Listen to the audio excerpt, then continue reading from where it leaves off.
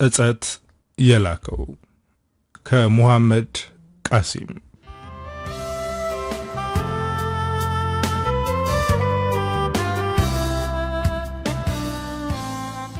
ገና መንጋቱ ነው። ወፎችም ገና መንቃታቸው ነው መሰል የወትሮ ዜማውላ ጠፍቷቸዋል። ብቻ የልምዳቸው እንዳይቀርባቸው በየቅርንጫፉ ካንጠለጠሏቸው ጎጆዎቻቸው ውስጥ ነው ይንሿሿሉ። ጫካ ውስጥ ጨለም እንዳለ ነው። ነጩ ከጥቁሩ አለየም። የመሃል መንገዱን ይዞ ከበድ ያለ ኮቴ መሬቱን በኃይል እየተመተመ ሲመጣ ይሰማል። አንድ ደልደል ያለ ሰውዬ ጫካውን እንደ ንፋስ አቋርጦ ከጨረሰ በኋላ ወደ መስኩ እንደገባ እርምጃውን ገታ አድርጎ መራመድ ጀመረ። አለባበሱ እንደ ገጠር ሰው አይደለም፣ ከተማ ቀመስ ይመስላል። ጉሬዛ ቀለም ያላት ኮፍያ ራሱ ላይ አጥልቆ ጥቁር ሌዘር ጃኬትና ሰማያዊ ጂንስ ሱሪ ታጥቋል። ያደረገው ከስክስ ጫማ መሬቱን ማንቀጥቀጡ ሲያንሰው ነው። ግርማ ሞገስ አለው። አንገቱ ላይ ሽርጥ ጠምጥሟል። ጥቂት እንደተራመደ መንደር ውስጥ ገባ። አለፍ አለፍ ብለው ከተሰሩት ቤቶች ውስጥ ጢስ ሲንቦለቦል በሩቁ ይታያል። ሽታው ግን ቅርብ ነው። ትዝታ የቀሰቀሰበት ይመስላል። ጢስ የተቀላቀለበትን አየር በረጅሙ የማገ መጓዝ ጀመረ። ጫካውን ሲከንፍ አብሮ የከነፈው የልብ ምቱ ከሁሉ ነገሩ ጋር መረጋጋት ጀምሯል። በትዝታ በሽውታ ወደ መንደሩ ገብቶ ለ30 ደቂቃ ያክል ከተጓዘ በኋላ አንድ በድንጋይ ካብ የታጠረች ቀዬ ደረሰ። በካቡ አሻግሮ ሲመለከት ከማድቤቱ ደጅ ላይ አንዲት ልጃገረድ ቡና ትወቅጣለች። ፈገግ አለ። እሷ ግን አላየችውም። ልጅቷን ፈዞ ሲመለከት መቀነት የታጠቁ ከወገባቸው ጎበጥ ያሉ እናት ከማድቤቱ ውስጥ ተራምደው ወጡ። በእጃቸው እንቅብ ይዘዋል። እንቅቡ ላይ ደግሞ የሚያነፍሱት እህል። ከልጅቷ አለፍ አሉና ቁጢጥ ብለው ማንፈስ ጀመሩ። አንድ ሁለቴ በጠር አድርገው ቀና ሲሉ ግን ያዩትን ማመን አልቻሉም። እጃቸው ማጥበቅ አቅቶት የያዙትን እንቅብ ከነህሉ ለቀቁት። ተበተነ።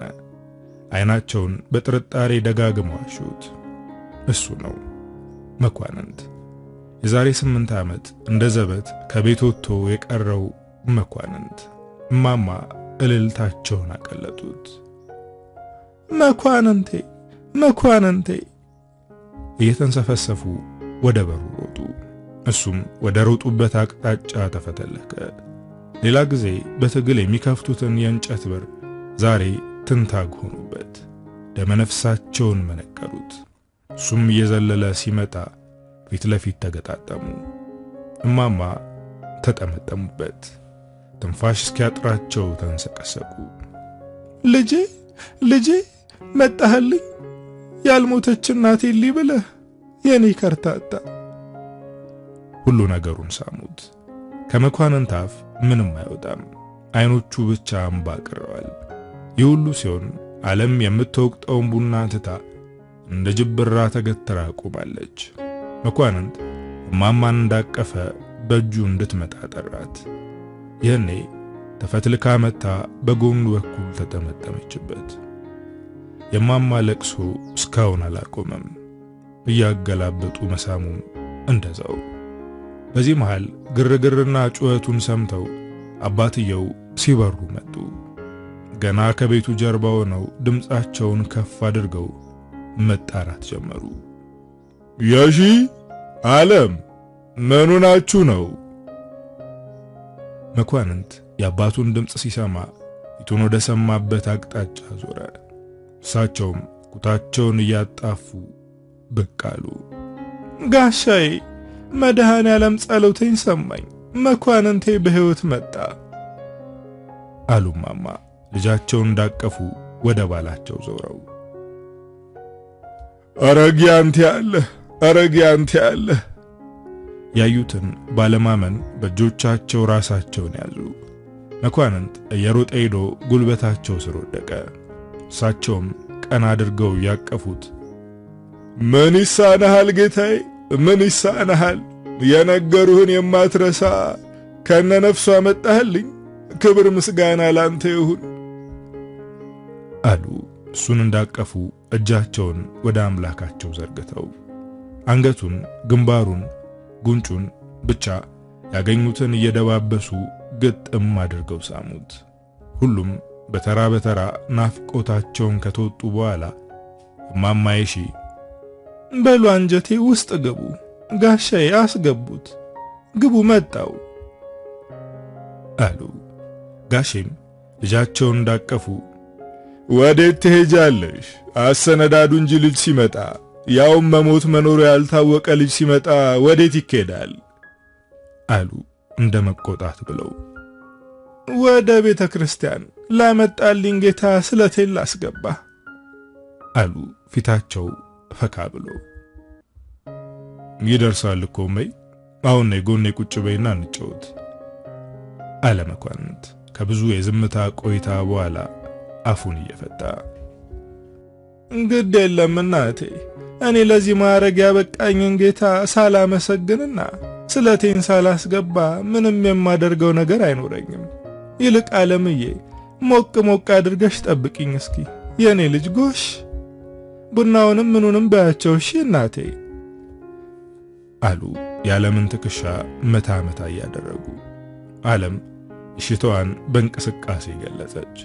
በሩ ላይ ስትወቅጥ የነበረውን ቡና ላፍ አድርጋ ወደ ውስጥ ከገባች በኋላ ቁርስ ለማሰናዳት መንጎዳጎድ ጀመረች። እማማም ወደ ቤተ ክርስቲያናቸው ሄዱ። እነሱም ወደ ማዕድ ቤቱ ገቡና መደቡ ላይ ቁጭ ብለው ማውራት ጀመሩ። እንዲያው ግን መልእክተኛ አተህ ነው ነፍስ መኖሯን እንኳን ሳታሳውቀን የቀረኸው የኔ ልጅ። እኛ ሌት ተቀን በስጋት አለቅን እኮ 8 ዓመት ጌታዬ፣ 8 ዓመት። ጋሼ ቁዝም አሉ። ይቅርታ አበይ፣ ያለውበትን ሁኔታ ብነግራችሁ የበለጠ ትሸበራላችሁ ብዬ ስለሰጋው ነው ያላኩባችሁ እንጂ መልእክተኛ ሳላጣም ነበር። የኔን ስቶው እዳው ገብስ ነበር እናት ያየችው ፍዳ። ብቻ እሱ ምን ይሳነዋል? የነገሩትን የማይረሳ ጌታ ኧረ እንኳን በሰላም አመጣልን እንጂ መከራውስ ብዙ ነበር። ራሱን ደበስበስ አደረጉት። አሰቃዩአችሁ አይደል? እንዳቀረቀረ ከንፈሩን ነከሰ። ያንተንስ ማናውቆ ልጄ፣ የኔ ስንቱ ነህ ይሆናል። የመኳንንት አይኖች እንባ ቋጠሩ። እንደምንም ራሱን ተቆጣጠረና ዓለምን ቀና ብሎ አያት። እህቱን የዛሬ 8 ዓመት ጥሏት ሲሄድ ገና የ9 ዓመት ሕፃን ነበረች። አሁን አድጋ ሌላ ሰው መስላለች። እሷ ቁርሱን በፍጥነት ለማሰናዳት ከዚህ አስትባትል ትኩር ብሎ ሲያያት ቆየና ሚጣዬ አላት ስትቀመጥ ጠብቆ። አቤት ወንድም ዓለም አለች ስኒዋን እያቀራረበች እንዳቀረቀረች። ተለውጠሻል አላት ፈገግ እያለ። እሷም የአፍረት ፈገግ አለች።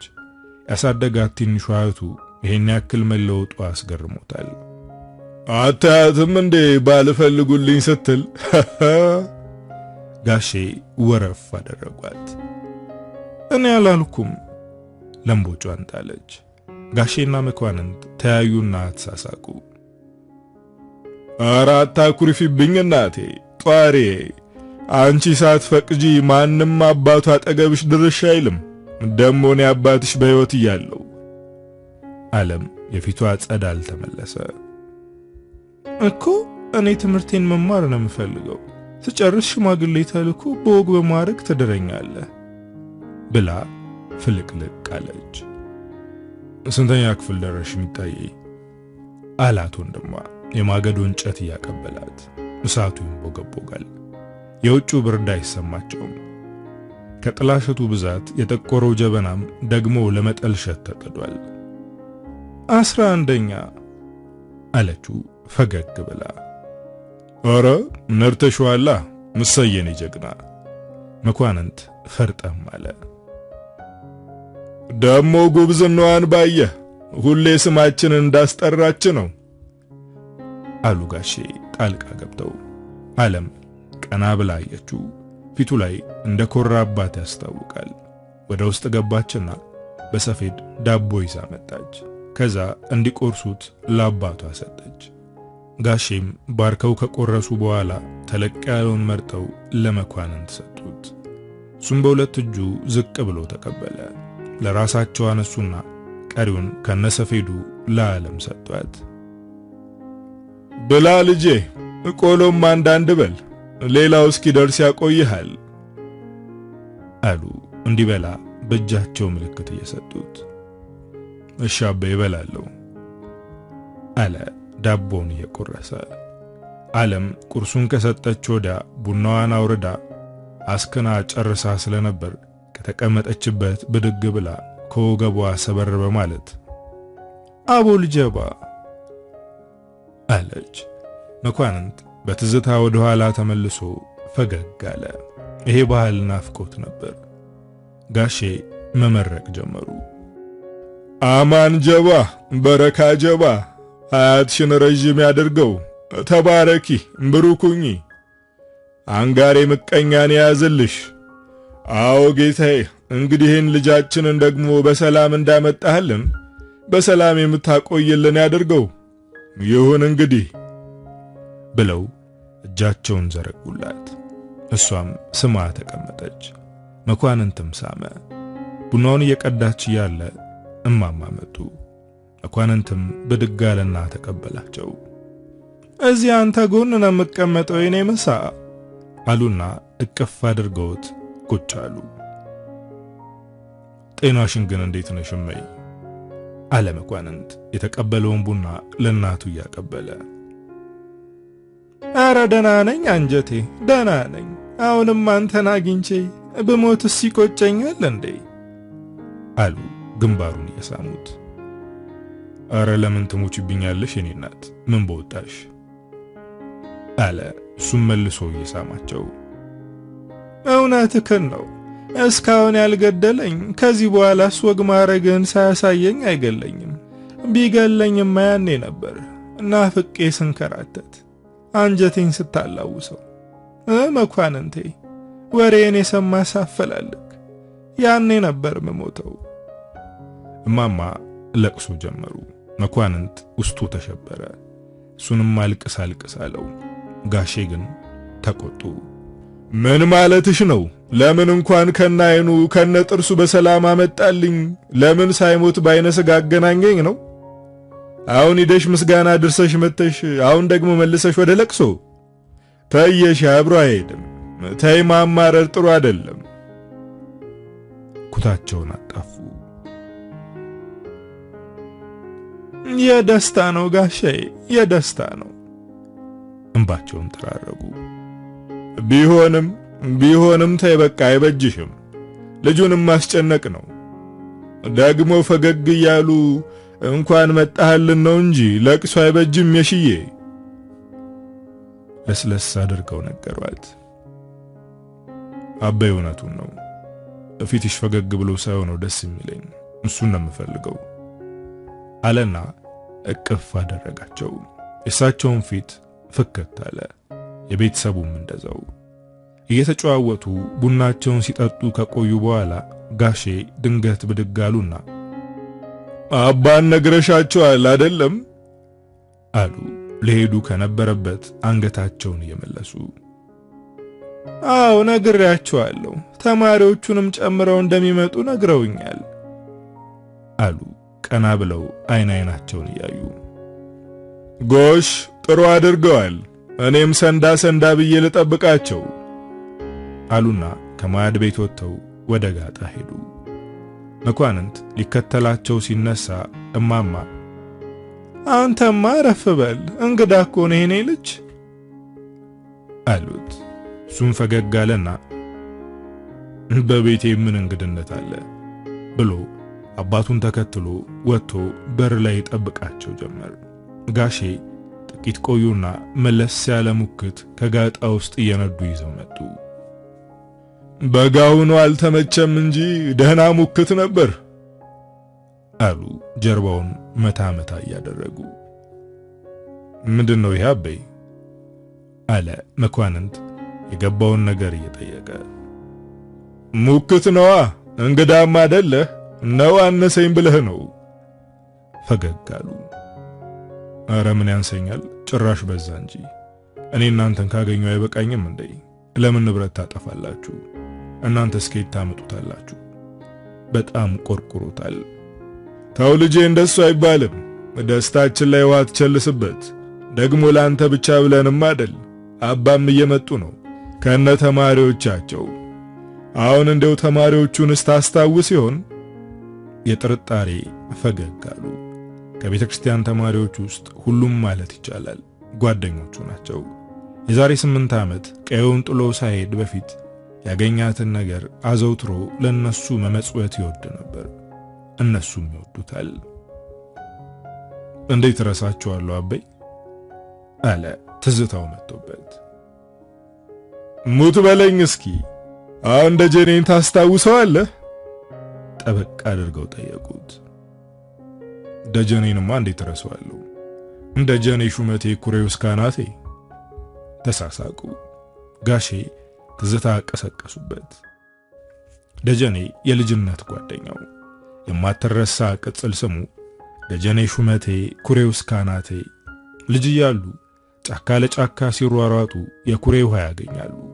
መኳንንት ከዳሩ ነው እየጠለቀ ሲጠጣ ደጀኔ የኩሬው ጫፍ ላይ ቁጢጥ ብሎ ለመጠጣት ጎንበስ ሲል ረግረጉ አዳልጦት ኩሬ ውስጥ ጥልቅ ይላል። ኩሬውም ጥልቅ ኑሮ እስከ ጭንቅላቱ ይወጣዋል። መኳንንትም ደመነፍሱን ተፍጨርጭሮ ጎትቶ ያወጣዋል። በኋላ ከተረጋጉ በኋላ ወደ ቤታቸው ሲመለሱ የቅድሙ ሁኔታ ትዝ ብሎት በሳቅ እየተንተከተከ አይ ደጀኔ ሹመቴ ኩሬው እስካናቴ ብሎ ይቀለድበታል። ይቺንም ቀልድ መንደር ውስጥ ደጋግሞ ነስቷት ኑሮ በዛው ተቀጽላው ሆኖ ታትማ ትቀራለች። መኳንንት በትዝታ ነግዷል። ደጀኔ ብቻ ሳይሆን በሱ ሰበብ የድሮ ጓደኞቹ ሁሉ ትዝ አሉት። እነ ዳኜ፣ እነ ሙሉነህ፣ እነ ሲሳይ፣ ትዕግስት፣ የመጀመሪያም የመጨረሻም ፍቅሩ።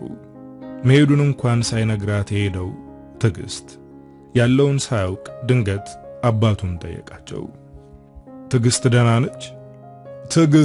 ትዕግስት የጌጤነሽ ልጅ? ተጠራጠሩ። ምክንያቱም በመንደር ውስጥ ብዙ ትዕግስቶች አሉ። አዎ ትዕግስት። ፊቱ ጭምድድ አለ ከሳቸው ፊት ላይ የተጋባበት። እሷስ አንተዬ ጅዳ ሄዳለች ሲሉ ሳልሰማ አልቀርም። የጥርጣሬ ስሜት ፊታቸው ላይ ይነበባል። የታልከኝ አበይ? መኳንንት ደነገጠ። ጅዳ ሄዳለች ሲሉ ሰምቻለሁ። በርግጥ ስትሄድ አላየውም፣ ግን የዛሬ ወር ሮብ ገበያ ከብቶቿን ስትሸጥ በአይኔ በብረቱ አይቻለሁ። ከዛ በኋላ ከ15 ቀን ወዲህ ደግሞ አላየኋትም። መቼ ሚዳ ነው የሚሆነው እንግዲህ። ደርቆ ቀረ። ከዛ በኋላ ቃል ለመተንፈስ እንኳን አቅም አልነበረውም። ለጥቂት ጊዜ ራሱን አያውቅም ነበር። ጋሼ ግን ይህን አላስተዋሉም። እሱ እንደዛ በሆነበት ቅጽበት አባ ተማሪዎቻቸውን አስከትለው መጡ። እሳቸውም ተነስተው ተቀበሏቸው። መኳንንትም ከገባበት የድንጋጤ ዓለም ቀስ በቀስ እየባነነ ያለ ከተማሪዎቹ ተነጥሎ ደጀኔ እየሮጠ ሲመጣ አስተዋለው። ደጀኔ ዘሎ ተጠመጠመበት። በሕይወት አለህ ወንድሜዋ፣ በሕይወት አለህ እያገላበጠ ሳመው። መኳንንት የግዱን ፈገግ እያለ ሰላም አለው። ከገባበት ድንጋጤ በጭራሽ ቶሎ ሊወጣ አልቻለም። ብቻ እንደምንም ብሎ አባንም ሌሎችንም ተማሪዎች ካንገት በላይ ፈገግ እያለ ሰላም አላቸው። አባ ሙክቱን ባረኩና ታረደ። ተማሪዎቹም ቶሎ ቶሎ ብለው አደራረሱና ለማማ አስረከቡ። እማማም ከዓለም ጋሩ ነው በፍጥነት ካበሰሉ በኋላ ለየሰው ማድ ያረጉ ቆንጆ የብረት ምጣድ ጥብስ አቀረቡ። መኳንንትና ደጀኔ ከአባና ጋሼ ጋር አንድ ማድ ቀረቡ። ይህን ጊዜ አባ ሊመርቁ ተነሱ። እግዚአብሔር ይመስገን፣ ይህን እንደ ብዙ የጠፋ የነበረ ልጅ ከወሸቀበት ጉድጓድ አውጥቶ ከቤተሰቦቹ ጋር የቀላቀለ ጌታ ክብር ምስጋና ይድረሰው። አሁንም ከነቤተሰቦቹ ጤናውን ጠብቆ ያቆይልን። አንቺም ወለተ ሰንበት ስለትሽ ስለሞላልሽ ስለሰመረልሽ እንኳን ደስ አለሽ። ይህንንም አዲሱ መድኃኔዓለም ይባርክልን፣ አሜን ብለው ተቀመጡ። ሰውም በየፊናው ተሰማራ። ተበልቶ ተጠጥቶ ገበታው ከፍ እንዳለ እማማ ለሌላ ጉዳይ አዘጋጅተውት የነበረውን ጠላ ከነጋኑ አቅርበው እየተጠጣ ጨዋታ ተጀመረ። መጀመሪያ ላይ በህብረት የነበረው ጨዋታ ቀስ ያለ በተናጥል እየሆነ ሄደ። በዚህ መሃል ደጀኔና መኳንንት ሳያስቡት ለብቻቸው እየወጉ ራሳቸውን አገኙት። የድሮውን አንስተው እየተጨዋወቱ ቢሆንም መኳንንት ፊቱ ላይ ያለው የድንጋጤ ስሜት እስካሁን አልለቀቀውም ነበር። ደጀኔ ነገሩን ካገኘው ጀምሮ ቢያስተውለውም አልጠየቀውም ነበር። ድንገት ምን ሆነ ነው ፊት ከቀደም ጀምሮ አጋም የመሰለው ሞኬ አለው። አባይ ዱብዳ ነግሮኝ አንተዬ ቁዝም አለ። ምን ነገሩ? የዛችን የትዕግስትን ነገር ብጠይቀው ጅዳ ሄዳለች አለኝ። ተብሰከሰከ። ደጀኔም አብሮት ቆዘመ። የሷን ነገርማ ቶ በስንቱ ስትሰቃይ ኖረች። እንደውም ደግ አደረገች፣ ረፍቷን የመረጠችው አለ ፊቱን ምርር አድርጎ። እንዴት እንደዛ ትላለህ ደጀኔ? ስለሄደችበት ሀገር ምኑን አውቀው ነው ታርፋለች የምትለው? መኳንንት ተቆጣ። ኧረ ምንም ይሁን ከዚህ ጠንቀኛ ሀገር የትም ይሻላል። ደግሞ ከመምጣቴ እንዳትል እንጂ ለዚህ ሁሉ ነገር የዳረካት አንተው ነህ አለው ጣቱን ወደሱ እየጠቆመ። እኔ ደግሞ ምን አድርጊያት? አለ መኳንንት ጥሏት መሄዱን የረሳ ይመስል። ምን አድርጊያት? እንደዛ ልም ያለ ፍቅር ውስጥ ሆናችሁ ከዛሬ ነገ መስከረም ደርሶ ሽማግሌ ተልኮ ጉሮ ሼባ ይባላል ተብሎ እንኳን እሷኛ ወዳጆች በጉጉት ስንጠብቅ ለማንም ምንም ሳትናገር በክረምት ጨለማ ጥላት ብሰልክ ከዛሬ ነገ ትመጣለህ ብላ በተስፋ ጠበቀች። በአንተ ምክንያት ከአባቷ ተጣላች። ለምን? አቋረጠው። ለምን? ካንተ ውጭ ለሌላ አልዳርም ብላ ነዋ። አባቷ ደግሞ ይህንን ካልሽ ከቤቴ ውልቅ በይ ብለው መንቅረው አስወጧት። የቀየውም ሰው አንቅሮ ተፋት። ከዛም የእናቷ ዘመዶች ዘንድ እየተንከራተተች ለ7 ዓመታት ኖረች። ትምህርቷንም ሕይወቷንም ትታ የዘመዶቿ ገረዱና ኖረች። የዛሬ ዓመት አካባቢ አባቷ አረፉ። የእሳቸውን መሞት ተከትሎም እናቷ ወዲያው ታመሙ። እሷም እናቷን ለማስተመም ቤቷ ተመለሰች። ለእሳቸው ሕክምና ወጪ አባቷ የተውትን ንብረት ብዙውን አውጥተውት ምንም ያክል አልቀራቸውም ነበር። ኋላ እናትየው ጤናቸው መለስ ቢልም እየቸገራቸው መጣ። ከዘመድም ከባዳም ለቁርጥ ቀን የሚደርስ ጠፋ። ሲብስባት የቀሩትን ከብቶች የዛሬው ሸጠችና አሁን የዛሬ 15 ቀን ገብሬ በሚባል ደላላ በኩል ወደ ጅዳ ሄደች። መኳንንት እንባውን መቆጣጠር አቃተው። አካባቢው ላይ ያለ ሰው እንዳያይበት ተቻኩሎ ወጣ። ደጀኔም ተከተለው። ተንደረደረና ከቤታቸው ወረድ ብሎ ያለ ዋርካ ስር ደገፍ ብሎ ተቀመጠ። ደጀኔም ተከትሎት መጥቶ አጠገቡ ቁጭ አለ። መኳንንት እያለቀሰ ነው፣ የጸጸት እንባ። እኔ ነኝ የገደልኳት፣ በእኔ ምክንያት ሲኦል ልትገባ፣ አይ ፈጣሪ። እንባው ተንዠቀዠቀ። ደጀኔ ደነገጠ። የምን ሲኦል? ለምን እንደዛ አልክ? ተወኝ እስኪ ደጀኔ፣ አንተ ስንት ማታውቀው ጉድ አለ። በብሶት ተወዘወዘ። እኮ የምን ጉድ? ሲጀመር አንተ አሁን እንደዚህ መሆን ምንም አይፈይድም። ቀድሞውኑ ምን ስትል ደብዛህን አጥፍተህ ሄድክ? የትስ ነው ሄድከው? ለምንስ ቶሎ መመለስ ከበደ? በውስጡ የያዘው ያነሰው ይመስል የጥያቄ ማያት አወረደበት። ወድጄ አይደለም ወዳጄ፣ እናቴን፣ አባቴን፣ ትዕግስቴን ሁላችሁንም ጥዬ ሄድኩት። እኮ ምን አጋጥሞ ነው? አዋከበው። ታስታውስ እንደሆነ ለሄድ አካባቢ እህሉን በረዶ መጥቶት ሰማይ ምድሩ ዙሮብን ነበር። የማይና ያበይን የጭንቀት ፊት ማየት ሌት ተቀን እያሳቀቀኝ መጣ። ስለዚህ ክረምቱን የሆነች ነገር ይዤ ብመለስ ብዬ ሸቀል ወደ አዲስ አበባ ሄድኩ። ለማንም ምንም ሳልተነፍስ። እዛ ምኑን አውቀው ማንም ብለህ ነው የሄድከው? ደጀኔ ገርሞት ጠየቀው። በኃይሉን አስታወስከው? ከመሄዴ ከ2 ዓመት በፊት ወረዳችን ላይ ተመድቦ የነበረውን ጤና መኮንን። እንዴ በኃይሉ? አዎ እሱ ታዲያ ዓመትስ መች ቆየልን? መቼም ጥሩ ሰው አይቆየልን። በራሱ ቁጭት ተዋጠ። በኃይሉ ከሙያዊ ግዴታው በተጨማሪ የአካባቢውን ሰው እጅግ ይቀርብ ስለነበር ተወዳጅነትም ታዋቂነትም አለው። የከተማ ልጅ ቢሆንም ተመርቆ የመጀመሪያ ቅጥሩን ያገኘው የነመኳንንት መንደር ገጠር ውስጥ ነበር። በስራዎቹ ስለሚያግዘው ከመኳንንት ጋር ዘወትር አይለያዩ። በኋላ ዓመት ሳይሞላው ጥሩ አፈጻጸም አሳይተሃል ተብሎ ወደ ከተማ ተዛወረ። ሊሄድ ሰሞኑን ሲሰነዳዳ ሊዛወር እንደሆነና እግር ጥሎኝ ወደ አዲስ አበባ ብሄድ እሱ ጋር እንዳርፍ አድራሻ ሰጥቶኝ ነበር አለ መኳንንት። ስለዚህ እሱ ጋር ነው ያረፍከው ማለት ነው? አዎ እሱ ጋር ነው። በረጅሙ ተነፈሰ። እሺ ከዛስ? ደጀኔ ታሪኩን ለመስማት ጓጉቷል። የሄድኩበትን ዓላማ ነገርኩት። እሱም በጣም አዘነና በቻለው መጠን እንደሚረዳኝ ነገረኝ። እንዳለውም አንድ ድርጅት የተላላኪነት ስራ አስገባኝ። በስራውም ቀልጣፋ የሆንኩኝና ከሰው ጋር እየተግባባው መጣው። በተለይ መልእክት ከማደርስላቸው ሰዎች መሃል አንዱ ሰውዬ ከሰው የተለየ ጉርሻ ስለሚሰጠኝ ያስደስተኛል። መርሻ ይባላል። አንድ ቀን ከመደበኛ ስራዬ ውጪ ለሱ ከተለያዩ ሰዎች መልእክት እየተቀበልኩ እንዳመጣ ለዚህም ጥሩ ክፍያ እንደሚከፍለኝ ነገረኝ። እከፍላለሁ ያለኝ ብር ድርጅቱ ውስጥ ከሚከፈለኝ እጥፍ የሚሆን ነበር። እኔም ተስማማውና ስራውን ጀመርኩ። አጋጣሚውም ከመርሻ ጋር ይበልጥ ያስተዋወቀንና እያግባባን መጣ። ስራዬ ከተለያዩ ሰዎች ፖስታ ተቀብሎ እሱ የሚሰራበት ድብቅ ቦታ በሚስጥር ማቀበል ነበር። ፖስታ ውስጥ ምን እንዳለ አላውቅም። በኋላ እየገባኝ ሲመጣ ህገወጥ መረጃዎችን እየሰራ ፖስታውን የሚቀበላቸው ሰዎች በህገወጥ መንገድ አውሮፓ የሚልክ ደላላ ኖሯል። ይህ ሁሉ ሲሆን ለበኃይሉ ምንም አልነገርኩትም።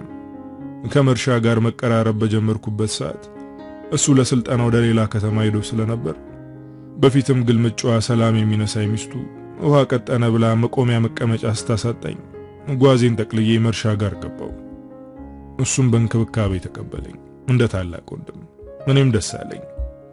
የሄድኩበትን ዓላማና እስከዚያ ያጠራቀምኩትን ገንዘብ ስነግረው እቺ ምን አላት ብለህ ነው? እኔ የምለው ቦታ ከሄድክ ገንዘብ እንደ ቅጠል ነው የምታፍሰው። ለቤተሰቦችም ያሻን ነገር ማድረግ ትችላለህ። አሁን እቺን ገንዘብ ይዘህ ብትሄድ ከአንድ ወር ቀለብ አትዘልም። ሳትናገር መምጣት ካልቀረ ደግሞ ቢያንስ 2 ዓመት ወጥረህ ሰርተህ እስከ ወዲያኛው ህይወታቸውን ብትቀይረው ነው ላንተ የሚሻልህ አለኝ። በእርግጥ ያስኩት ገንዘብ ትንሽ አልነበረም፣ ግን በመርሻ መላስ የተሳለልኝን ተስፋዬን ሳስበው መና ሆነብኝ። አፍታም ሳልቆይ ምን ማድረግ እንዳለብኝ ጠየቅኩት። እሱም ፓስፖርትና ሌሎች አስፈላጊ ሰነዶችን እንደሚያዘጋጅልኝ ነገረኝ። ከኔ የሚጠበቀው ካጠራቀምኩት ገንዘብ ላይ የሥራውን ክፍያ መክፈልና ዝግጁ ሆኖ መጠበቅ ብቻ እንደሆነም ጭምር ነገረኝ። በነገረኝ መሰረት ሁሉን ነገር ጨርሼ መሄጃዬን መጠባበቅ ጀመርኩ። ደጀኔ ፍዝዝ ብሎ ካፉ የሚወጣውን ሁሉ እንደ ትንግርት እየሰማ ነው። መኳንንትም ታሪኩን በስሜት ነው የሚያወራው። ከአንድ ወር በኋላ መስከረም ላይ ለጉዞ እንድዘጋጅ ነገረኝ። እስከዛ የተለመደ ስራዬን እየሰራው ነበር። መሄዴን ሳስበው በአንድ በኩል ደስታ ቢሰማኝም በሌላ በኩል የእናቴ አባቴን ቀይ ራኩኝ ስል ጭራሽ ከናካቴው ከሀገር ልወጣ መሆኑን ሲገባኝ ሆዴ ተሸበረ። ቀኑ ደረሰና ከመርሻ ጋር ተሰነባብቼ ሄድኩኝ። ከአዲስ አበባ ስንወጣ ከኔ ጋር 6 ወንዶችና 9 ሴቶች ነበርን። ወደ ገጠሩ እየገባ ሲመጣ ሰዎችን እየተቀጠቀ መኪናዋን ካፍ እስከ ገደፏ ጢም አደረጋት። አፋር እንደደረስን ከሚኒባሱ ወደ ትልቅ ኮንቴነር ተዛወርን። በዛ በሙቀት እያረፍንም እየሄድንም ለ3 ቀን ያክል የገሃነም ጉዞ ተጓዘንና ከዛ በኋላ ሱዳን ደርሳችኋል ውረዱ አሉን። ደጄ እኔስቶ ምንም አልልም። ሴቶቹ በወንዶቹ ትንፋሻቸው ጸጥ ሊል መድኃኔዓለም ነው ያወጣቸው። ከዛ እንደወረድን ሌላ ደላላ ተቀበለን። እስከ ሊቢያ ማደርሳችሁ እኔ ነኝ፣ ለዛም ክፍያ ያስፈልጋል ብሎ የያዝኳትን ፈልቅቆ ተቀበለኝ። መቼም አንዴ ወጥቻለሁ ብዬ ቀጠልኩኝ። ብዙ መከራ ቢያጋጥመንም እግዚአብሔር ረድቶን ሊቢያ ደረስን። በመሃል በራው ጠንቶበት የቀረውን ሰው ጉድ አትጠይቀኝ። እግዚኦ። መኳንንት ራሱን ያዘ። ደጀኔ ዝም ማለቱ ረፍት ነስቶት አይ መከራ፣ እሺ እንደው ምን ሆኖ ይሆን መጨረሻችሁ አለ ቀሪውን ለመስማት እንደጓጓ። ሊቢያ ከደረስን ወዲያ አንድ የሆነ ቤት ወስደው አጎሩን። መቼም ቀለባችን ጠዋትና ማታ አንድ ዳቦና ጥቂት ውሃ ናት። እግዚአብሔር ይስጣቸው ያንንም ሳያስቀሩብን። አንድ ቀን እንዳደረን እዛ ከታጎርንበት ቤት ሰብሰብ ብለው ደላሎች መጡ። ከመሃላቸው የኛም ሀገር ሰው አለ። ሌሎቹ በቋንቋቸው ሲያወሩ እሱ ለኛ ያስተረጉማል። ከዛ በኋላ በነጋታው ከሊቢያ ተነስተን ለምናደርገው የባህር ጉዞ እንድንዘጋጅ ነገሩን። ነገር ግን እያንዳንዳችን እስካሁን ስንመጣ የከፈልነው እጥፍ ያክል ገንዘብ ማዘጋጀት እንዳለብን ማሳስበውን ሄዱ። እኔ እጄ ላይ ድንቡሉ አልነበረም። በጣም ጨነቀኝ። ከዚህ በፊት ገንዘብ የለኝም ያሏቸውን ሰዎች እልም ያለ በረሃ ላይ ጥሏቸው ሲሄዱ አይቻለሁ። ለማንም የማይመለሱ አውሬዎች እንደሆኑ ስላየው የምገባበት ጉድጓድ አጣው። ጠዋት ሲመጡ የምላቸው ጠፋኝ። ከታጎርንበት ልጠፋም አስቤ ነበር። ግን በሰው ሀገር የት ብዬ ሄዳለሁ? እንደው የትም ባክኜ መቅረት የሆኑ ስለተሰማኝ የመጣ ይምጣ ብዬ ፍጥጥ ብዬ አደርኩኝ። ንጋት ላይ የተንጋጉ መጡና አስበርግገው ከቀሰቀሱን በኋላ ከማጎሪያው በሰልፍ አስወጡን። ከዛኛው ሰው ሰልፉን እየተከተለ ብር መቀበል ጀመረ። እኔ ዛን ሰዓት እግሬ ተንቀጠቀጠ፣ ላቤ ጠመቀኝ። እኔ ጋር እስኪደርስ የለኝም ያለው አልነበረም። ያ ደግሞ ፍርሃቴን ይበልጥ አባሰው። ቁጥሮ እኔ ጋር ደረሰ። ተፋጠጥን። ምን አፍጠታኛል አምጣ እንጂ ብሩን ብሎ ጮኸብኝ። እኔ አንገቴን አቀርቅሬ ዝም አልኩኝ። ካቀረቀርኩበት በግድ ቀና አደረገኝና ደግሞ ጠየቀኝ። እኔም እንደሌለኝ አንገቴን በመነቅነቅ ገለጽኩለት። የዛን ጊዜ ከኋላ ላሉት አረቦች በቋንቋቸው የሆነ ነገር አላቸው። ከመቅጽበት መጥተው እየጎተቱ ወሰዱኝ። በቡጢም በርግጫም በያዙት መሳሪያም ሰደፍ ክፉኛ ደበደቡኝ። ሰውነቴ ቆሰለ። እንደምንም ተንጠራርቼ ሳይ የከፈሉት ጓደኞቼ ተጭነው እየሄዱ ነው። ደመነፍሴን እጄን ስዘረጋ በሰደፉ ጭንቅላቴን መታኝ። ራሴን ሳትኩ። ከብዙ ሰዓት በኋላ ስነቃ መጀመሪያ የታጎርንበት ክፍል ውስጥ ብቻዬን ተኝቻለሁ። ለመነሳት በሞክርም የቆሰለው ሰውነቴ አልንቀሳቀሳለኝ። የሰመመን ድምጼን ሰምተው ከውጭ የነበሩት ጠባቂዎች ገቡ። መንቃቴን እንዳዩ ያኔኛ ሀገር ሰውን ጠሩት። ወይዞ መጥቶ ካጠጣኝ በኋላ ከጎኔ ቁጭ ብሎ ያናግረኝ ጀመር። ምግብ ትፈልጋለህ አለኝ። ድምጼም ከርቶኝ ነበር። ቅንድቤን ከፍ አደረኩ። አሳዘንኩት። እንዳያመጡልኝ ነገራቸው። ቋንቋው አልገባኝም። አዟቸው እንደነበር ያወቅኩት ቆይተው ይዘውልኝ ሲመጡ ነው። ምሳቃውን ከፈተና ከአንገቴ ቀና አድርጎ አጎረሰኝ። እህሉን እንደቀመስኩ ሰውነቴ መላወስ ጀመረ። ነፍስ ዘራው። አመሰግናለሁ አልኩት። ስም ማን ነው አለኝ። መኳንንት አልኩት። ጎድተውሃል፣ ግን በሕይወት በመኖር እድለኛ ነህ፣ አመስግን። ብዙ ጊዜ ገንዘብ የለንም የሚሉ ሰዎች አይተርፉም። እንዴት ለምን እኔን አልገደሉኝም ብዬ ጠየቅኩት። ለምን እንደሆነ አገግምና እነግርሃለሁ። እስከዛ ራስን ተንከባከብ፣ ብዙ ነገር ይጠብቃል አለኝ። ውስጤን ፍርሃት አለው። ቢሆንም እንደምንም ቻል አድርጌ ከሱ ጋር ማውራቴን ቀጠልኩ። የሰውየው ባህሪ መለወጡ በጣም ገረመኝ። ቅድም እንደዛ ሲያመናጭቀኝና ሊደበድበኝ ሲቃጣ የነበረ ሰውዬ አሁን እንደዚህ መልአክ እስኪመስል ሲንከባከበኝ ድንቅ አለኝ። ግን ይህ ሲሆን ሰዎቹ የሉም፣ ጥለውን ወጥተዋል። ጥቂት አመነታውና አንተ እንዴት እዚህ ልትመጣ ቻልክ? አለቃቸውስ አይደለህም ብዬ ጠየቅኩት። የኔ እዚህ አመጣጥ ረጅም ታሪክ ነው። ምናልባት ወደፊት እነግርህ ይሆናል። አለቃቸው ግን አይደለሁም። ለማንኛውም ሁሴን እባላለሁ። በርታ በል፣ ብዙ ነገር ይጠብቃል ብሎ ጥሎኝ ወጣ። እሱ ከወጣበት ቅጽበት ጀምሮ በሐሳብ ተጠመድኩ። እንዳለኝ ገንዘብ የሌለውን የሚገሉ ከሆነ እኔን ያቆዩበት ምክንያት ምንድነው ብዬ ተብሰለሰልኩ። ቀንን እየተካ ሰውነቴም እያገገመ መጣና መላውስ ጀመርኩ። ሁሴን እነሱን አለመኖር እየጠበቀ ሲንከባከበኝ ቆየ። እነሱ ፊት ግን ሰይጣን ይሆናል፣ ያመነጫጭቀኛል፣ ይሰድበኛል። እንደውም ሰውነቴ ሳይጠነክር ሁሉ እንድንቀሳቀስ ያስገድደኝ ነበር። በድብቅ የሚያደርግልኝን እያየው ግን ልጠለው አልቻልኩም። ጥሩ ሰው እንደሆነ ተረዳው። ቢሆንም ግን የሆነ ልክ ያልሆነ ነገር እንዳለ ገብቶኛል። ከጉዳቴ ሙሉ ለሙሉ ማገገሜን እርግጠኛ ሲሆን በል እንግዲህ አሁን የኔን ታሪክ ለመስማት ዝግጁ ሳትሆን አትቀርም አለኝ። እኔም ዝግጁ እንደሆንኩ ገለጽኩለት። ይኸውልህ እኔና አንተ ማለት በጊዜ ርቀት ተለያየን እንጂ ያው ነን። ሕይወት አንድ አይነት ጣፈንታ ነው የሰጠችን። እኔም እንዳንተ እንዲሁ ወደ አውሮፓ ለመሰደድ ነበር ከሀገር የወጣሁት። እዚህ ስደርስ ግን ገንዘቤን ጨረስኩ። ልክ እንዳንተ ደላሎቹ አሰቃዩኝ፣ ደበደቡኝ። እኔም በሃይማኖት ትምህርቴ በማውቀው አረበኛ ቋንቋ ሞክር ስለነበር እየተኮላተፍኩም ቢሆን አወራኋቸው። እንዳይገሉኝ ተማጸንኳቸው። እነሱም ራሩልኝና አማራጭ ሰጡኝ። ይህ ሰጡኝ አማራጭም እንዳንተ አይነት ስደተኛ ወንድሞቼንና እህቶቼ ላይ ስፈጽም ያየኸውን ግፍ እየፈጸምኩ የእነሱን ሥራ መተካት ነበር። ከመሞት ውጪ የነበረኝ አማራጭ እሱ ብቻ ስለነበር ሳልወድ በግድ ተቀበልኩ እና ይህን ሁሉ ታሪኬን የነገርኩ መጀመሪያ እንዳልኩ ጣፈንታችን ተመሳሳይ ስለሆነ ነው አለኝ። ክው ብዬ ቀረው። እኔ ላይ የፈጸሙትን ግፍ ሰው ላይ መፈጸም እንዳለብኝ ሳስብ ሰው መሆኔ ዘገነነኝ። ምን ነው ሰውኜ ባልተፈጠርኩ አልኩኝ። በድንጋጤ ስር በተበት ሲያየኝ ሌላ አማራጭ የለም መኳንንት፣ ወይ ያሉን መፈጸም ወይ መሞት ነው። እስካሁንም እንድትቆይ ለምኛቸው ነው እንጂ አያቆዩህም ነበር። ስለዚህ በርታ በል። ድንገት ገነፈለብኝና ቆይ ባመልጥስ አንተ እንዴት ለማምለጥ አልሞከርክም ብዬ ጠየቅኩት። አይ ወንድሜ ይህን ሳላስብ ቀርቼ ይመስላል 6 ዓመት ሙሉ በዚህ ሕይወት ውስጥ ያለሁት? እንዳይመስልህ። እነዚህ ሰዎች እጃቸው በጣም ረጅም ነው። አይደለም ጠፍተ ይቅርና ለእንደዚህ አይነት ሥራ ሰውን ሲመለምሉ ጀርባውን በደንብ ያጠናሉ። ኢትዮጵያ ውስጥ ሁሉም ቦታ ሰዎች አሏቸው። ከዚህ እስከዛ ድረስ ያለው ደላላ የተሳሰረ ነው። ስለዚህ በቀላሉ የመጣህበትን ቦታና ቤተሰቦችን ይለያሉ ማለት ነው። ከዛ በኋላ ነገሩ የሚሆነው ባንተ ብቻ ሳይሆን በቤተሰቦች ሕይወት ላይ ነው ማለት ነው። ንግግሩን ሳይጨርስ አንጀቴ ተቆረጠ። ሌላ ምንም አማራጭ እንደሌለኝ ገባኝ። ምክንያቱም በእኔ ምክንያት ምንም የማያውቁ ቤተሰቦችን ነፍስ አስይዤ ቁማር መጫወት እንደማልችል አውቃለሁ። ደጄ ሳልወድ በግዴ አውሬ ሆንኩኝ። እህት ወንድሞቹን የሚበላ የበረሃ አውሬ።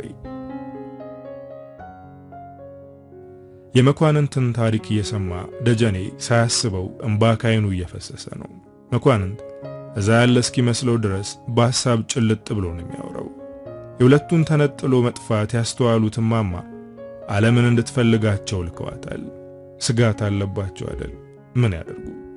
ዓለም ካቡ ዙሪያ ስትፈልግ ቆይታ ዋርካው ስር አገኘቻቸው።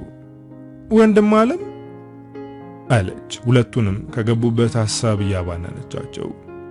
ወይ የሚታይ አላት መኳንንት ወደሷ እየዞረ። እዚህ ናችሁ እንዴ? እማዬ እኮ የጠፉ ፈልጊያቸው ብላኝ ስንከራተት ቆየው አለች፣ መድከሟን በማለክለክ ለማሳየት እየሞከረች። ቢሰጉ ነዋ። አየኔ እናት መጣን። ዓለምዬ ሂጂ አንቺ አለ ደጀኔ ጣልቃ ገብቶ። ዓለምም እሺ ብላ ሄደች። እሷ እንደሄደች እሺ ከዛ በኋላ እንዴት ልትመጣ ቻልክ? አየ መድኃኔዓለም ሥራ።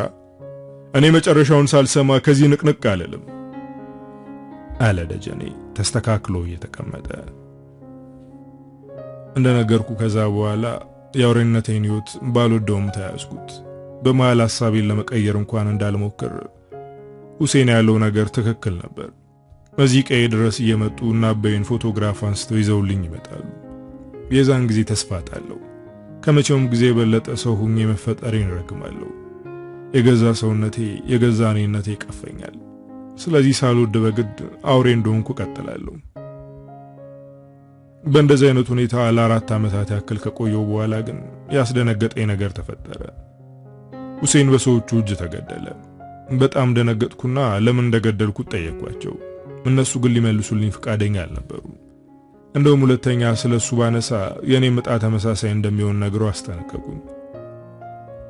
ሁሴን ቅርብ ጓደኛዬ ስለነበር እያረገ የነበረውን ነገር ሙሉ በሙሉ ባይሆንም ያጫውተኝ ነበር። ረጅም ዓመት አምሯቸው ስለሰራ ጓዳ ጎድጓዳውን አብጠርጥሮ ያውቃል። ከዚያም ዘብጥያ ሊያወርዷቸው የሚችሉ ከፍተኛ ሚስጥራዊ መረጃዎችን ሳይታወቅበት ሲሰበስብ ነው የከረመው። ለእኔም ቢሆን እንደዚህ አይነት መረጃዎችን እየሰበሰበ እንደነበር ይነግረኛል እንጂ የት ያስቀምጣቸው እንደነበር አንድም ቀን ተሳስቶ ነግሮኝ አያውቅም። እኔም ለወዲያው ፈርቼ ዝም ብልም ቀስ በቀስ ነገሮችን ለማጣራት ሞከርኩ። ወደ መጨረሻ መሞቱን እያወቀ መጥቷል መሰለኝ። እኔና እሱን ብቻ ሊያግባቡ የሚችሉ ትናንሽ ፍንጮች እየተወልኝ ነበር ሄደው። እኔም እሱ በሞተ በ3 ዓመቱ እነዛን ፍንጮች ተከትዬ ያን ከባድ ሚስጥር የያዘ የመረጃ ስብስብ አገኘሁት። ደስ አለኝ፣ ደግሞም ፈራሁኝ። ምንም እንዳልተፈጠረ አስመስዬ ለ8 ወር ያክል ቆየሁ። ከዛ በኋላ ግን የምሰራው ግፍና መከራ እየሰቀጠጠኝ የሁሴንም ነፍስ እያስጨነቀችኝ ሰላሜን ስትነሳኝ ያን ሁሉ ዓመት ለክፋት ተንከራትቼ የትራንስፖርት እንኳን በቅጡ የማይሸፍን ብር ይዤ ማስታወሻ ትቼላቸው መረጃውን ይዤ ተሰወርኩ። ቀን ቀን እንዳይፈልጉኝ እየተሸሸኩ ሌት ሌት እየተጓዝኩኝ በ2 ወር እዚህ ደረስኩ። አንድ ሀገሬ ከገባው መረጃው እኔ ጋር እስካለ ድረስ ምንም ነገር ለማድረግ እንደማይደፍሩ ስለማቅ ይኸው መጥቼ ዛሬ ተገናኘን ወዳጄ። ደጀኔ ብድግ ብሎ አቀፈው። እንኳን እግዚአብሔር አተረፈ። ከምን ጉድ ነው ያወጣህ አንተዬ? እግዚአብሔር ይመስገን አለ። አንዴ እሱን እያቀፈ አንዴ ፈጣሪውን እያመሰገነ። መኳንንት ግን አሁንም ቁዝም እንዳለ ምን ዋጋ አለው ደጄ፣ ምን ዋጋ አለው አለ አቀርቅሮ መሬቱን እየጫረ። እንዴት ምን ዋጋ አለው ሞኬ? መልሶ ጠየቀው። ትግስቴ ይዛ የአውሬ መፈንጫ በረሃ ገብታ የኔ እዚህ መቀመጥ ምን ዋጋ አለው ወዳጄ? አይኖቹ እንባ ቀረሩ። እንግዲህ የተጻፈላት ነው፣ ምን ይደረጋል አለ ደጀኔ ቁዝም እያለ። በፍጹም እግዚአብሔር እንደዚህ ያለ ነገር እሷ ላይ ሊጽፍ አይችልም። ከጻፈም ይሰረዝ። እስካሁን ያየችው ፈተና አይበቃትም እንዴ? ድምፁ ጋለ። መቼም ከሱ ጋር እንጣላ። ምን ይደረጋል እንግዲህ? ይደረጋል ጓዴ። አንዴ ጥያት እጄ ልቧን የሰበርኩት ይበቃል። እዛ አውሬ መሃል ገብታ ሲቦጫጭቋት በአይነ ህሊና እየሳልኩኝ ስቃዥ ከምኖርና በጸጸት ከምብሰከሰክ እዛው እጄ ይዣ ተመጣለሁ ወይስ ፈልጋ ተሞታለሁ አለ እልህ እየደፈቀው። ከስንት ጊዜ በኋላ ያገኙህ እናትና አባትስ? አጨናነቀው። እግዚአብሔር አላቸው። አይኔን ካዩት ይበቃል። ለኔ ብላ እናቷንም አባቷንም ያጣች ምስኪን ሴት ግን የክፎች ቅርጫት ውስጥ ስትገባ ያየው ዝም ብዬ አልቀመጥም። ፈርጠም አለ። እንደዛ ካልክ እኔማ አብሬ ነው የምሄደው እንጂ አንተስ እሳት ውስጥ እንጂ ውሃ ውስጥ አትገባ ሄደህ። ለእሷ ያልተመለሱ አውሬዎች ለአንተ ይመለሳሉ እንዴ? ለዛውም በእግር በፈረስ እያስፈለጉ። ስለዚህ አሁንም እሄዳለሁ ብለህ ከተነሳ አብረን ነው የምንሄደው። እሱም እንደ ጓደኛው ፍርጠም አለ። አንተ ምን በወጣና እዚህ ማት ውስጥ ገባለህ ደጄ? እኔው ጣጣው እንዳመጣሁት እኔው እንደ ፍጥርጥሬው ልወጣው። እሺ በለኝ እባክህ ተማጸነው። አይሆንም ኦኬ። አብሮ አደግነት ወንድምነት እንዲቀልድ ነው እንዴ? መሄድህን ሳላውቅ በናፍቆት የተብሰከሰኩት ሳያንሰኝ አሁን ደግሞ እያወቅኩ ሰድጄ በጸጸት ልጠበስ? በፍጹም አላደርገውም። ደጀኔ ተኮሳተረ። ለመቀበል ቢከብደውም እሱን ሸሽጎ ቢሄድ ድጋሚ ልቡን እንዳይሰብረው ስለሰጋ በሐሳቡ ተስማማ። ከተስማማ ወዲያ እንዴት ብለው እንደሚሄዱ እቅድ መንደፍ ጀመሩ። ማን በሚባል ሰውዬ በኩል ነው ሄደች ብለኸኝ የነበረው? ገብሬ። ሰምቼው አላቅም። ምናልባት አዲስ የተሾመ ደላላ ሳይሆን አይቀርም። ዞሮ ከመርሻ ግንኙነት ይኖረዋል። ስለዚህ ኮቴያችንን አጥፍተን መጀመሪያ አዲስ አበባ እንሄዳለን። አዲስ አበባ እንደደረስን የመረጃውን የተወሰነ ክፍል በሚሞሪ ይዘን ቀሪውን ደግሞ ሚስጥራዊ የሆነ ቦታ አስቀምጠን ወደ መርሻ ጋር እንሄዳለን። መረጃውን ካሳየነው በኋላ እርግጠኛ ነኝ ሊተባበረን ፍቃደኛ ይሆናል። በሱ በኩል የሄደችበትን አቅጣጫና መረጃ ካገኘን ቀጣዩ ስራችን የሚሆነው በዛው አቅጣጫ ተጉዘን እሷን መፈለግ ነው። እንዳልከኝ 15 ቀኗ ከሆነ ማጎሪያ ውስጥ የሚቆዩበትም ስላለ ብዙም አትርቅም። የኔ መድኃኒዓለም ይጠብቃት እንጂ በመንገዳችን ላይ የሚፈልጉ ሰዎች ቢያጋጥሙንስ? አለ ደጀኔ በጥርጣሬ። እንደሚያጋጥሙንማ ግልጽ ነው ጓዴ። ለመርሻ በነገርነው ቅጽበት ነው ፍለጋቸውን የሚጀምሩት። ነገር ግን እንዳልኩ ሙሉ መረጃውን ይዘን ስለማንንቀሳቀስ ቢይዙን እንኳን መደራደሪያ ይሆነናል። አንተም ቢያልከኝ እንጂ እኔ እንደሆነ አንዴ ለነፍሴ ግድ የለኝም። አይኑን አየው። አብሬህ ሞታለሁ ጓዴ። ተቃቀፉ። እወድሃለሁ አለው መኳንንት ጥብቅ አድርጎ ያቀፈው። እኔም እወድሃለሁ ወንድሜ ደጀኔ አጸፋውን መለሰ። ከቅፋቸው ከተላቀቁ በኋላ ወደ ቤት እያዘገሙ ማውራት ጀመሩ። እንደውም ኦኬ አለ ደጀኔ እያሰበ ከነበረበት አቋርጦ። ወይ ጓዴ መኳንንት መለሰ። እንደው እነመይንም ሆነ የቀየውን ሰው ድንገት ስትሄድ ግራ ማጋባትም ማሳዘንም ነው። አንተም ላይ ተስፋ እንዲቆርጡ ያደርጋቸዋል። ስለዚህ አንድ መላ እንፍጠርና በሱ አለባብሰን እንሂድ አይመስልህም? አለው በሐሳብ ብዛት ፊቱ መጨማደዱ እያስታወቀ። ሐሳቡ ደግ ነበር፣ ግን ልባቸውን የሚያረጋጋ ምን አይነት መላ ሊኖር ይችላል? ጨነቀው። ግድ የለም ተማሪ መላ ያጣም አለና ፈገግ አለ። መኳንንትም አብሮት ፈገግ አለና መልሶ ቆዘመ። አላለልኝም እንጂ እኔም ተማሪ ነበርኩ ተከዘ። ደጀኔ መተከዙን አስተውሎ አይዞ ጓዴ፣ የኔ ዕውቀት ማለት ያንተ አይደለም እንዴ?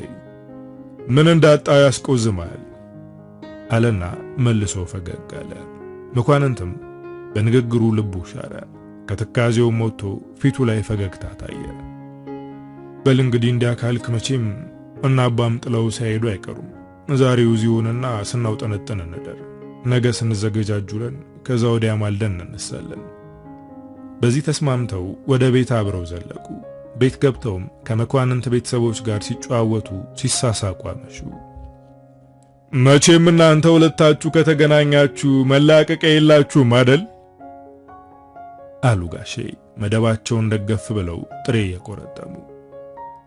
ምን መላቀቂያ ያላቸው ብለው ነው? ይሄው እኛን እንኳን ረሱን እኮ ብለው ፈገግ አሉ ማማ። እንደው ልጄ ዛሬ መቼም ስጠይቀው ያንተን ስም አስታውሶ ስንስቅ ነበር አሉት ደጀኔን ከመኳንንት ጋር ያወሩት ትዝ ብሏቸው እየሳቁ። ምን ብሎ ነው አለ ደጀኔ እሱም ሊስቅ እየዳዳው። ምን ነበር ያልከው አንተ አሉ ወደ መኳንንት ዞረው ለማስታወስ እየሞከሩ። መኳንንትም ፈገግ አለና ደጀኔ ሹመቴ ኩሬውስ ካናቴ ሲል ቤቱ እንዳለ በሳቀው ካካ። ጥቂት ሲያውካኩ ከቆዩ በኋላ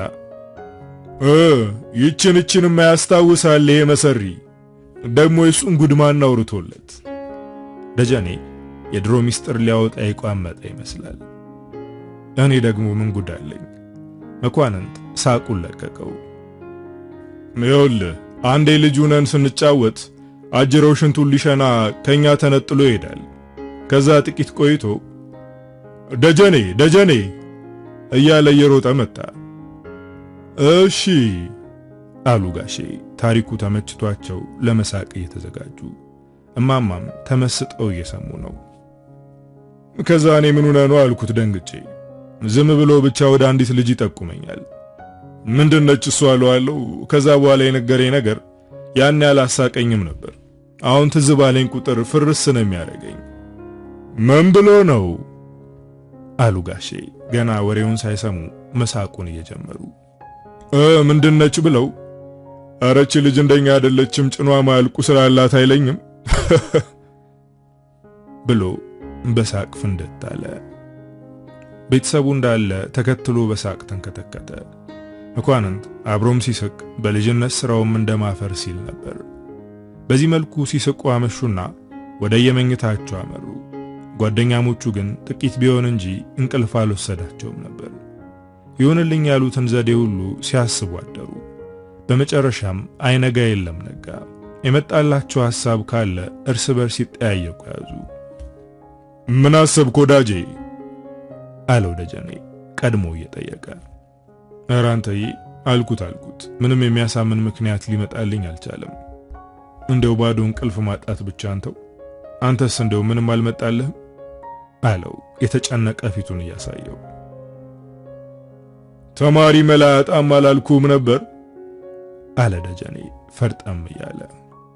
ጎሽኔ ወንድም ምንድነው በል የሚያሳርፈን ሐሳብ አለ ጉጉቱ እያስታወቀበት። የዛሬ ዓመት ጀምሮ ሄድበታለሁ ስል ሳይሳካልኝ የቀረ ወደ ሸዋ ያለ ጸበል አለ። ይሄን ደግሞ አባም አባትም ስላጫወትኳቸው ያውቃሉ።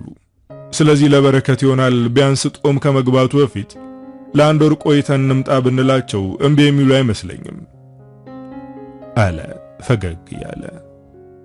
አይ ሊቁ እውነትም አላጣሁትም እግዚአብሔር ይመስገን አለና እቅፍ አደረገው። በል እንደተባባልነው ዛሬ የሚያስፈልገንን ሁሉ ስናዘጋጅ ነዋል። እኔም ወደ ቤተ ክርስቲያን ሂጄ አባን ነግሬ በዛውም አንዳንድ የሚያስፈልጉንን ነገሮች ይዤ ልምጣ አለና ወዲያው ሄደ። መኳንንትም ለቤተሰቦቹ ነገረ። እማማ መጀመሪያ አካባቢ ቢቃወሙም የጋሼን መልካም ፈቃድና የልጃቸውን ጉጉት ሲያዩ በደስታ ተቀበሉት። የወደፊቱን ያሳምረው እንጂ የእነሱን ቀልብ ሳይሰብር ሊሄድ ነው። ደጀኔም እንዳለው አድርጎ ከቤተ ክርስቲያን መጣና መሄጃቸውን ነገን መጠባበቅ ጀመሩ።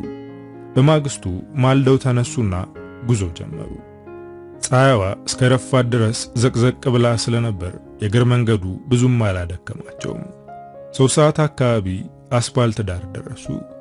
እንደደረሱም ሰዓቱ ተገጣጥሞላቸው ኑሮ በዛ የሚያልፈው አገር አቋራጭ ባስ እድላቸው ሆኖ ገጠማቸው። እያመሰገኑ ገብተው መንገዳቸውን ተያዙት። ለደጀኔ አዲስ አበባ አዲስ ነች። ሰምቷት እንጂ አይቷት አያውቅም። መኳንንት በሚያልፉበት ሁሉ የሚያውቀውን የአገር ስም እየነገረው ብዙውን ጊዜ ደግሞ ባልነበረ ጊዜ አገራቸው ስለተፈጠሩ ነገሮች እያወጉ ሄዱ። 10 ሰዓት ተኩል ሲል አዲስ አበባ ደረሱ። ከመናኸሪያ እንደደረሱ እዛው አካባቢ ያለ አልጋ ቤት አማርጠው ያዙ። በጊዜ በመድረሳቸውና ብዙም ጓዝ ስላልያዙ ያሻቸውን መርጠው ለማግኘት አልተቸገሩም። መኝታቸውን ካስተካከሉ በኋላ ራታቸውን ቀማምሰው እዛው አካባቢ ያለ ኮምፒውተር ቤት ገቡ። የገጠር ተማሪ ትምህርት ቤቱ ኮምፒውተር ቢኖርም ለጌጥ ነው፣ ስለ ኮምፒውተር አያውቅም። መኳንንት ግን እዛ በነበረ ጊዜ ሁሴን በደንብ አድርጎ አጠቃቀሙን አስተምሮታል። ውስጥ ከገቡ በኋላ መኳንንት ሚሞሪውን ማራዘሚያ ውስጥ ከቶ ደግሞ ሌላም ፍላሽ ካርድ አውጥቶ ኮምፒውተሩ ላይ ሰካው። ከዛም ለደጀኔ የማይገባውን ነገር ሲያደርግ ቆየና ጨርሰናል ደጀኔ እንሂድ አለው። ደጀኔም በቃችሁ ናት አለው እየሳቀ። መኳንንትም አብሮት ሳቀና ሂሳብ ከፍለው ወጡ። የሌሊቱን ግማሽ ሲመካከሩበት አድረው ማልደው ተነሱ። ቁርሳቸውን በልተው ረፈድ እንዳለ በመኳንንት መሪነት መርካቶ ወደሚገኘው የመርሻ ጉራንጉር ቢሮ አቀኑ።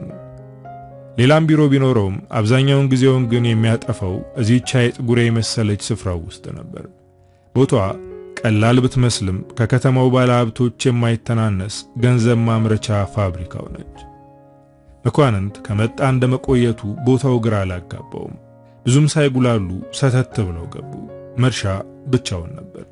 መኳንንትን ሳይው ደነገጠ። ወዲያው ስልኩን ለመደወል ሲያነሳ ቆይ አትቸኩል፣ መጀመሪያ እንነጋገርና ከዛ የፈለከውን ታደርጋለህ አለው። ሊደውልለት የነበረውን እጁን እያያዘው ምንድነው የምንነጋገረው አንተ አጭበርባሪ ባንዳ አለው የያዘውን እጁን እየመነጨቀው። ዝም በል ቆሻሻ፣ ደግሞ ካንተ በላይ አጭበርባሪ ሆዳም አለ እንዴ? መኳንንት አንቋሸሸው። መርሻም ደነገጠ። ይሁሉ ሲሆን ደጀኔ በር ላይ ቆሞ እያስተዋለ ነው። መኳንንት ቀጠለ። ስማ፣ እዚህ የመጣሁት እንድንገማመት አይደለም። አንተም ማን እንደሆንኩ ታውቃለህ፣ እኔም ማን እንደሆንኩ አውቃለሁ። ስለዚህ አፍ ባንከፋፈት ጥሩ ነው። ለማንኛውም እንካይና ነው አለና የያዘው ሚሞሪ ካርድ ማራዘሚያ ውስጥ ከቶ ሰጠው። ምንድነው አለ መርሻ የሰጠውን አገላብጦ እያየ። ክፈትና ያው አለው መኳንንት ወደ ኮምፒውተሩ እንዲሰካ እየጠቆመው። መርሻ ሲከፍተው ያየውን ማመን አልቻለም። ጥቂት አፈጠጠና አዎ እውነት ነው፣ አንተ ጋር ነው። ሌላውስ የት አለ? ተንሰፈሰፈ። አትንጀብጀብ፣ የቀረው ዶክመንት እኔ ጋር ነው ያለው። እኔ ካልሰጠው መቼም አታገኘውም አለው ኮስተር ብሎ። ይህ ፋይል ለመርሻም ለሱም ብዙ ሚሊዮን ብር የሚያስገኝ ኢንቨስትመንት ቢሆንም ለሱ ደግሞ አንገቱ ላይ ያጠለቀው መታነቂያ ገመድ መሆኑን ያውቃል። እሺ ምንድነው የምትፈልገው? መርሻ ተቻኮለ። ወሎ አካባቢ አዲስ የሾማችሁት ገብሬ የሚባል ደላላ አለ? አዎ ከተሾመ ገና 2 ወሩ ነው። ምን ነው? እሺ ከ15 ቀን በፊት በሱ በኩል የመጡ ተጓዦች አሁን የት ነው ያሉት? ያው እነሱ ከአፋር ነው የተቀላቀሉት። ሱዳን ድንበር ላይ ችግር ስለነበር 10 ቀን እዚህ ቆይተው ሳይሆን አይቀርም የሄዱት። አሁንም እዛው ሱዳን ነው የሚሆኑት ሲል መኳንንት ፈገግ አለ። ሱዳን ከሆነች ብዙም አታስለፋንም ብሎ አስቧል። እሺ ፓስፖርታቸውን አንተ ነው የሰራው መቼም አይደል? ዝርዝራቸው አለ? አዎ አለኝ። ግን ምንድነው የፈለከው? ግራ ተጋባ። ምን አገባ? ዝም ብላ አታነብልኝም እንዴ? አንባረቀበት። እሺ ታደሰ አባቡ፣ ለምለም ገዛኸኝ፣ ታሪኩ ሲሳይ፣ ትግስት አረጋ። በቃ ይበቃል መርሻ፣ ሰላም ዋል። ተከታትለው ወጡ። እንዴ የቀረውስ ፋይል? ተነስቶ ሊከተለው ሞከረ። እነሱ ብን ብለው ጠፉ። የዛን ዕለት ወደ አፋር ጉዞ ጀመሩ። ገብተውም አደሩ። አፋር ሲገቡ ክትትል እንደሚያደርጉበት ስለገመተ ሳይዘጋጅና የሚፈልገውን ሳያጠናቅር እንዳይዙት በጣም ጥንቃቄ ሲያደርግ ነበር። በነጋታው ከደጀኔ ጋር ሆነው ሰተት ብለው የሚፈልጉት ሰዎች ጋር ሄዱ። እነሱም የስደተኞች መኪና ላይ አሳፍረው ወደ ሱዳን ጉዞ ጀመሩ። እየሄዱ እያረፉ 3 ቀን ከተጓዙ በኋላ ሱዳን ገቡ። መንገዱ ለደጀኔ አዲስ ስቃይ ሲሆን ለመኳንንት ደግሞ ትዝታ ነበር። ሱዳን እንደገቡ ስደተኞችንም እነሱንም አንድ ላይ ወደ ቀጣዩ የደላሎች ማቀበያ ኬላ ወሰዷቸው። ኬላው ላይ እንደደረሱ መኳንንት ጠባቂዎችን ገፈታትሮ ወደ ማጎሪያ ኬላው ዘሎ ገባ። ትግስትን ባይኑ ፈለጋት፣ ግን የለችም።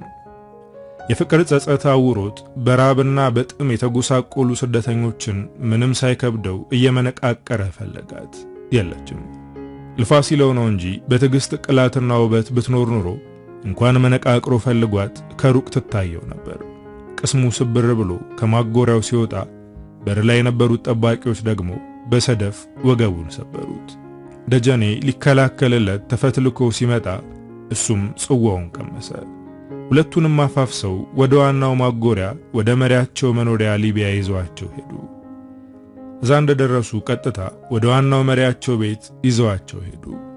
አስገቡና በደረታቸው ደፏቸው።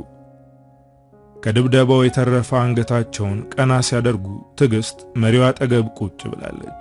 ጸጉሯን ጨምዶ የጎተታ መጣትና እሷና ደጀኔ በማይሰሙት አረበኛ ይቺን ቆሻሻ ፈልገህ ነው አይደል የመጣኸው አለና ፊት ለፊቱ ጣላት። ትግስት በደም የተለወሰ ፊቱን እየደባበሰች ተንሰቀሰቀች። ጥለኸኝ ጠፍተህ ነው ፍቅሬ? ተሰቃየሁብህ እኮ። እንቧ ተንዠቀዠቀ። ደጀኔም አብሮ አለቀሰ። ሰውየው ትግስትን መልሶ ጸጉሯን ጨምዶ አነሳና አሁንም በአረበኛ ፋይሌን ታመጣለህ ወይስ አንገቷን በጥሼ ልጣልልህ ሲል አስፈራራው። መኳንንትም አይሆንም ሲል ተማጸነው። ወደ ኪሱም ጠቆመው። ጠባቂዎቹ ኪሱን ሲበረብሩ ሚሞሪ ያገኙ። አለቃው በፍጥነት እንዲያረጋግጡ አዘዛቸው። አረጋግጠው ሲመጡ ግማሽ መሆኑን ነገሩት። ሁለቱንም እንዲፈቷቸው አዘዘ። ከተፈቱ በኋላ ወንበር ላይ አስቀምጦ መኳንንትን ያነጋግረው ጀመር። የሁሴንን አሟሟት ታስታውሳለህ አይደለም? ነው ወይስ እንዴት እንደሆነ ላስታውስ? የፌስ ፈገግ አለ። አልፈልግም፣ አታስታውሰኝ፣ አይምሮዬን አታቁስለው። መኳንንት አለቀሰ። ጭንቅላትን ሳልበትንል ቀሪውን ፋይል የት እንዳደረከው ተናገር አለ፣ ሽጉጡን ወደሱ ደቅኖ እያንባረቀበት። እሷን ልቀቃት እንጂ የምትፈልገውን ሁሉ ሰጣለሁ እባክህ ብሎ ተማጸነው። መኳንንት ጭንቅላቱ ሊፈነዳ ደረሰ። በአንድ በኩል ደጀኔ ምን እያለ ነው እያለ ይወተውተዋል። በሌላ በኩል የትግስትን እንባ ሲያይ ራሱን እያዞረው መጣ። የት ነው ያረከው? አረቡ አንባረቀበት። ልቀቃትና ልምረህ እባክህ ተማጸነው። ይህን ጊዜ ሰውየው ተናዶ ትግስትን ሲያሽቀነጥራት ከጠረጴዛ ጋር ተጋጭታ ግንባሯ ደማ። ይህን ጊዜ መኳንንት ራሱን ሊሰጥ ቢደርስም ደጀኔ ራሱን መቆጣጠር አልቻለም። ካልሲ ውስጥ የወሸቀውን ሽጉጥ አውጥቶ መሪውንና ሁለቱን ጠባቂዎች ተኮሰባቸው። ጭንቅላታቸውን ስለሆነ የመታቸው ወዲያው ነበር የሞቱት። በሚያሳዝን ሁኔታ እሱም ላይ ከሶስተኛው ጠባቂ 2 ጥይት አርፎበት ስለነበር ወድቆ ማጣጣር ጀመረ። ትግስት ከወደቀችበት እንደምንም ተነስታ ሶስተኛውን ጠባቂ በብረት ማጅራቱን አለችው። ተንጋሎ ሲወድቅ በያዘው ሽጉጥ ጭንቅላቱን አፈረሰችለት። ሌሎች ጠባቂዎች ከመምጣታቸው በፊት ትዕግስት መኳንንትን ደግፋ ይዛው ወጣች። ከአካባቢው ከራቁ በኋላ መኳንንትም ከሰመመኑ እየነቃ መጣ። ተቃቅፈው ማልቀስ ጀመሩ። ደጁን እኮ ገደሉት አለሜ። እንባውን መቆጣጠር አቃተው። ትቷት ተነሳና ብቻውን መቀባጠር ጀመረ። መች እንደዚህ ተነጋገረን ወንድሜ? እንደዚህ ነበር ውላችን? ኧረ እንዴት ላርግህ? ውይ ውይ ውይ ውይ። እንደ እብድ መጮህ ጀመረ። ትዕግስት እንደምንም አረጋጋችው። ከአንድ ወር በኋላ ትዕግስትና መኳንንት አዲስ አበባ ገቡ። ደጀኔና መኳንንት ቀድሞውን የያዙትን መረጃ ለሌላ ማፊያ ቡድን አሳልፈው ሰጥተው የነበረና እዛ በሚኖራቸው ቆይታ ክትትል እንደሚያደርጉላቸው ቃል ገብተውላቸው የነበረ ቢሆንም ያ ሳይሆን ቀርቶ ወንድሙን የሰው ሀገር ላይ እንኳን ሳይቀብር ሚስቱን ብቻ ይዞ መጣ። የወንድሙን ሕይወት ባይታደጉለትም ጠቀም ያለ ገንዘብ ግን ሰጥተውት ነበር። አዲስ አበባ እንደገቡ አፍታም ሳይቆዩ ወደ ገጠር ሄዱ። መርዶውንም ተናግረው የአካባቢው ሕዝብ ለቅሶ ተቀመጠ። መኳንንት በደጀኔ ስም ቀዩ ላይ ሆስፒታልና ትምህርት ቤት ለማሰራት የመሰረት ድንጋይ አኖረ። በደጀኔ መስዋዕትነት የተረፈው የመኳንንትና የትዕግስት ፍቅርም ለትዳር በቅቶ ከትዳርም ለፍሬ በቅቶ ሌላ ደጀኔን ፈጠረ። ብዙ ምስኪኖችን ለማስለቀስ የተሸረበው ረጅም ገመድም በደጀኔና በፍቅር ኃይል ተቆረጠ። አበቃው። ከሙሐመድ ቃሲም።